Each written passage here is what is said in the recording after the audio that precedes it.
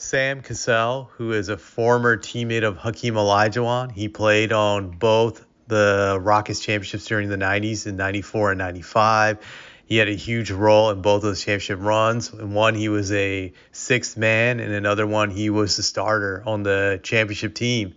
So he's definitely a Hakeem guy. He's going to be biased, but I'm going to read out what he has to say about Hakeem facing Jokic in a matchup. Hakeem is a beast in every sense on the floor. He's in the top 10 in every NBA category: steals, rebounds, points. I think Jokic would score more points, but Hakeem would win because he would constantly pressure him. Jokic wouldn't be able to do damage in the post. It simply wouldn't happen. On the other end of the floor, Jokic wouldn't stand a chance. Joel Embiid gives him problems, and he wouldn't have any hope against Hakeem. I believe Hakeem would have an answer for whatever Jokic tried defensively. Now, I think some of this stuff was taken out of context. I'm going to be fair to Sam Cassell. I do think he does make some good points, to be honest, that Jokic would still get his points against Hakeem. Definitely not disagreeing with him on that one right there. I do disagree when he says that Jokic wouldn't be able to do any damage in the post against Olajuwon. I do believe he would. And I got to see Hakeem in his prime. I saw his best years during his championship runs in 94, 95. Those were ridiculous runs. But Hakeem, as great as he was, and he was great defensively, he was once Defensive Player of the Year. That's how great his defense was. I do think Jokic would be able to score in the post against him. Obviously, Hakeem could make it very difficult for him, and he would block him a few times with his super athletic abilities. But Jokic physically is still stronger than Olajuwon. Jokic looks like he's like 290, 280 pounds just of just pure muscle. Just at least when he's in shape, that's what he looks like. When he's out of shape, he looks like he's 310. But Jokic is like a super big guy. Hakeem was in great shape physically. I think Hakeem at his best was 250, 260. So he's going to give out 20, 30 pounds to Jokic. Jokic is going to be able to create the space due to his muscle mass. He's going to get it even against Olajuwon. He's going to be able to get a deep post position, and he'll get his. Granted, Olajuwon, like I said, will be able to stuff his shots a few times, but Jokic to me is like a cyborg. He's going to figure it out. He will know eventually how to get his against Olajuwon and how to read the floor and how to get to the spots where Olajuwon won't be able to stop him in the post.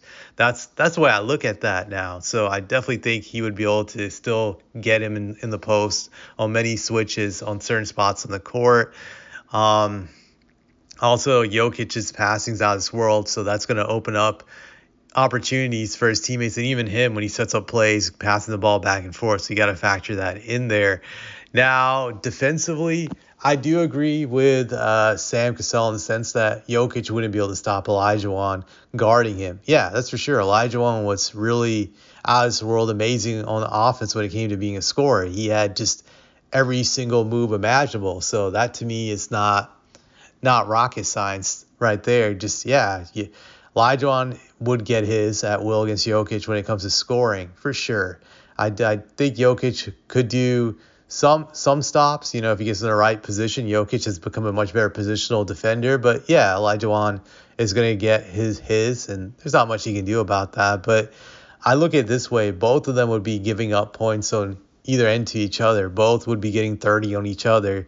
I don't think either one could really stop each other. Now, when it comes to winning the game, that to me is going to come down more so to their teammates. Like who are their teammates?